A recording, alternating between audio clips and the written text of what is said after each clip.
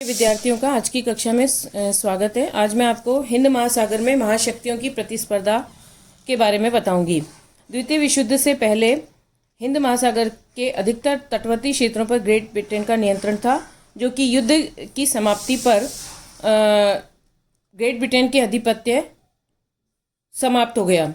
1966 में great Britain ने Suez नहर से पूर्व में स्थित अपने नौसैनिक अड्डों को समाप्त करने की घोषणा की और इसके कारण यह क्षेत्र महाशक्तियों की राजनीति का एक मुख्य अखाड़ा बन गया था। इस संबंध में मुख्य तीन दृष्टिकोण प्रचलित हैं। हिंद महासागर में अमेरिका के हित उसकी साम्राज्यवादी महत्वाकांक्षाओं से प्रेरित है और वह स्वहितवश सोवियत प्रसारवाद का भूत खड़ा करता रहा है।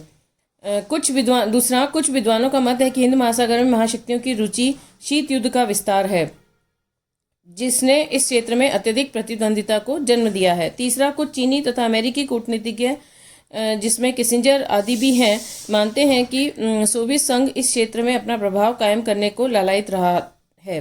भारत तथा ऑस्ट्रेलिया को छोड़कर किसी भी तटवर्ती राष्ट्र के पास बृहद नौसेना नहीं है तथा ये भी महाशक्तियों की नौसेनाओं की तुलना में बहुत ही साधारण है। बाहरी शक्तियों के हस्तक्षेप की स्थिति में यह महासागरीय क्षेत्र कमजोर और असुरक्षित है। 1960 के दशक के अंतिम वर्षों में ब्रिटिश नौसेना ने इस क्षेत्र से हटना आरंभ किया, जिसके कारण इस महासागर में अन्य महाशक्तियों की गतिविधियां शुरू हुई। इस महासागर में भारतीय नौसैनिक बेड़ा, अमेरिका का 7वां नौसैनिक बेड़ा और रूस की पनडुब्बियों तथा लड़ाकू जहाज हैं। ब्रिटेन तथा फ्रांस के घटते हुए महत्वपूर्ण सैनिक हित हैं तथा चीन एवं जापान की उभरती हुई नौसैनिक शक्ति उपस्थित है।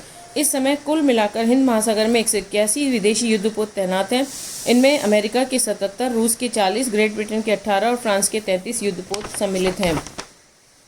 हिंद सागर में अमेरिका की उपस्थिति।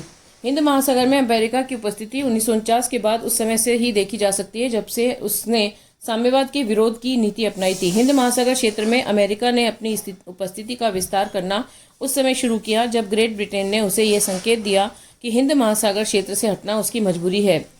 अमेरिकी विचारकों के मत में हिंद महासागर क्षेत्र से ग्रेट ब्रिटेन की वापसी से उत्पन्न शून्यता को भरा जाना आवश्यक था। 1970 के दशक में अमेरिका का हिंद महासागर के प्रमुख प्रवेश द्वारों पर नियंत्रण स्थापित हो गया।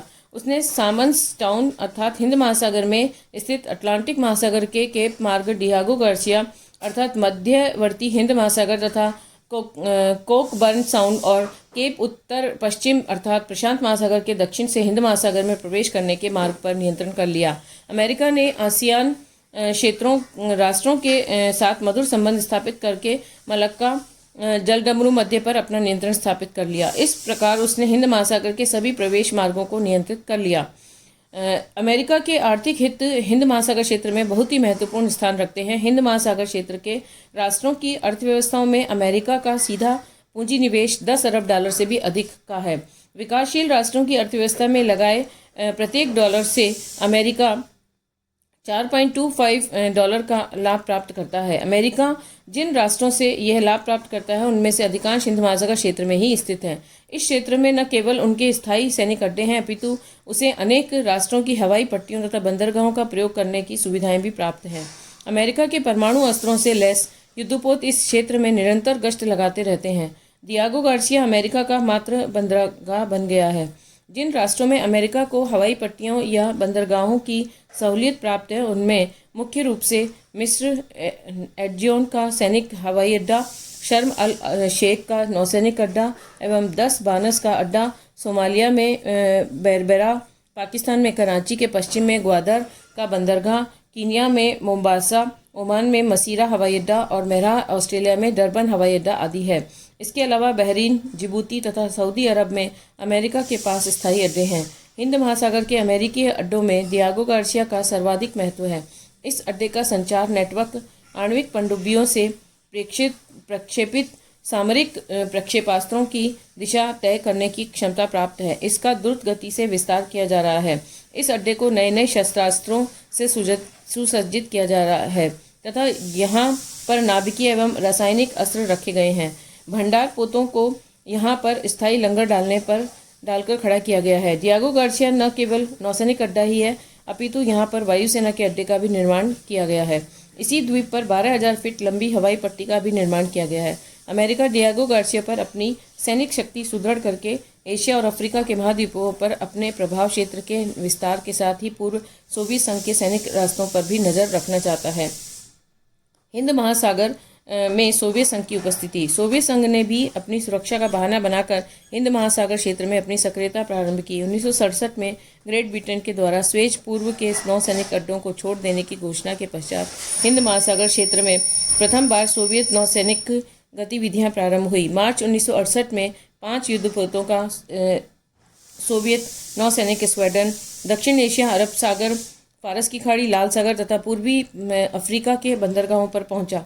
इसके पश्चात कई वर्षों तक पूर्व सोवियत संघ का एक नौसैनिक स्क्वाड्रन हिंद महासागर क्षेत्र की यात्रा करता रहा। 1979 में उसने हिंद महासागर क्षेत्र में निरंतर युद्धपोत भेजना शुरू कर दिया था। लगभग 20 से 40 सोवियत जहाज इस क्षेत्र में लगातार उपस्थित रहने लगे। बाद में पूर्व सोवियत संघ ने सोकोत्रा द्वीप पर अदन, होदेदा, सिचेलेस तथा कंपूचिया में कुछ सुविधाएं प्राप्त की, लेकिन अमेरिका की तरह कोई स्थायी सैनिक अथवा असैनिक अड्डा प्राप्त नहीं किया। हिंद महासागर में फ्रांस तथा चीन की उपस्थिति। फ्रांस का रीयूनियन पर कब्जा है, इस कारण फ्रांस भी कभी कभी इस क्षेत्र में घुसपैठ करता रहा है।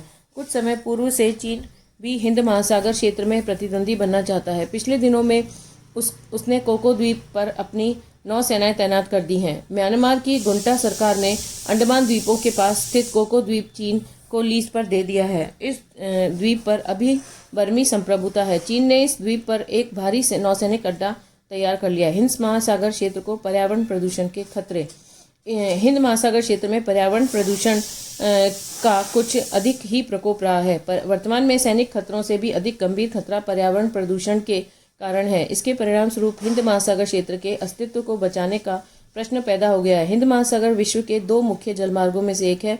जिन राष्ट्रों को जलमार्ग के द्वारा तेल की आपूर्ति होती है, उनके जहाज सामान्यतः इसी महासागर में से होकर जाते हैं। इस कारण इस मार्ग में से जाने वाले तेल के टैंकरों से रिसने वाले तेल से इस महासागर का पानी प्रदूषित होता है। इतना ही नहीं, इस महासागर के अंदर तेल के टैंकरों को धोने से तेल का कचरा भी महासागर के पानी में मिल जाता है। महासागर के बीच में जहाज़ों को धोना जहाज रानी तथा पर्यावरण कानूनों का पूर्ण रूप से उल्लंघन है। पर्यावरण विशेषज्ञों का मानना है कि टैंकरों से गिरा हुआ कुछ तेल तेज लहरों के साथ समुद्र तट पर आता है, जो तेल कचरे सहित समुद्र के धरातल में जम जाता है। इससे प्रतिवर्ष हजारों टन के ठोस पिंड समुद्र में बन जाते हैं। ये पिंड लगातार पर्वत का आकार ग्रहण कर रहे हैं। धन्यवाद।